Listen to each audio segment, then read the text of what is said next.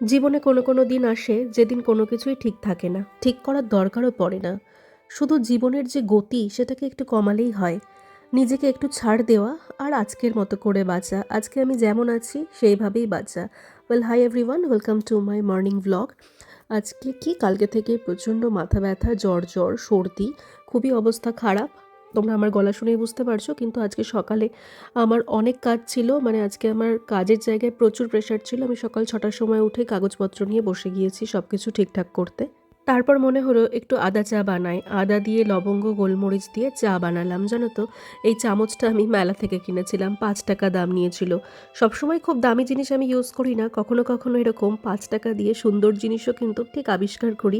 আর এই ছোটোখাটো জিনিসগুলো কেনা, এই যে বললাম 5 টাকার চামচ, এগুলো কিন্তু আমি আবার তোমাদের সঙ্গে শেয়ারও করি, এতে আমার কোনো লজ্জা লাগে না। অন্যদিন কিন্তু সুমনের জন্য সকালের টিফিনটা আমি বানাই। এই দায়িত্বটা বিয়ের পরে আমি নিজে নিজেই নিয়ে নিয়েছি। আমার শাশুড়ি মার অমত ছিল, উনি চেয়েছিলেন যে নিজের ছেলেকে নিজের হাতেই টিফিনটা বানিয়ে দেবেন হয়তো।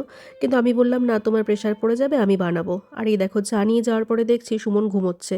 ও কিছুতেই ওঠে না, ওর কাছে মনে হচ্ছে ওই লাস্ট 5 মিনিটসের ঘুমটা যেন একটা বিশাল কিছু ব্যাপার। আজকেও তেমন, চা রেখে দিলাম, তারপরে উঠে চা খেয়েছিল। হ্যাঁ, তোমাদেরকে যেটা বলছিলাম, সামটাইমস না নিজেদেরকে অত পারফেক্ট প্রমাণ করার দরকার নেই। হ্যাঁ, আমরা ছোটবেলা থেকে জেনে এসেছি যে মেয়েরা যতই শিক্ষিত হোক, চাকরি বাকরি করুক, সংসার সামলাতে হবে।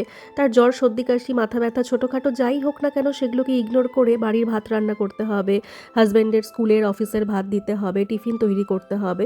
নিজেকে পারফেক্ট প্রমাণ করতে গিয়ে আমরা অনেক অসুবিধা নিয়েও কাজ করি। আমরা কারোর হেল্প চাই না। যদি কারোর কাছে অপশান থাকে হেল্প নেওয়ার মতো, তাহলে কিন্তু হেল্প চাওয়া যেতে পারে, কোনো লজ্জা নেই।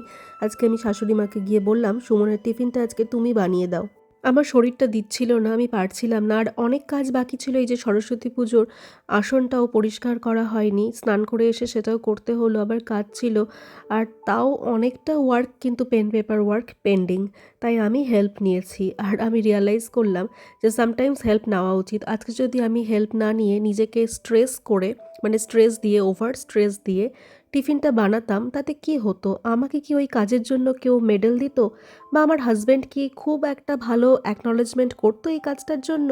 এই কাজটার জন্য কি আমাকে কেউ স্পেশাল ফিল করাতো যে না, তুমি এত শরীর খারাপ নিয়ে তুমি কথা বলতে পারছো না, শ্বাস নিতে পারছো না, তোমার রানি নোজ, তাও তুমি আমার জন্য এগুলো করলে, সকাল থেকে ঠান্ডা জলে হাত দিলে? কেউ কিন্তু বলতো না। তাই জন্য সবসময় নিজেকে পারফেক্ট প্রমাণ করার কোনো দরকার নেই। আমি কিন্তু বরাবর নিজেকে পারফেক্ট প্রমাণ করতে চাইতাম, সব কাজে আমাকে পারফেক্ট হতে হবে।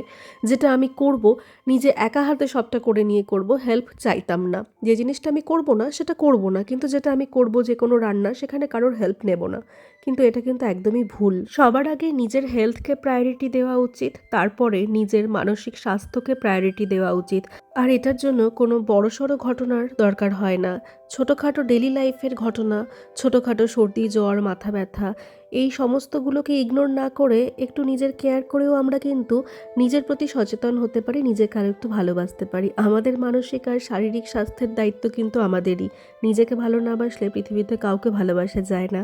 চলো, আজকের ব্লগটা এখানেই শেষ করছি। টাটা।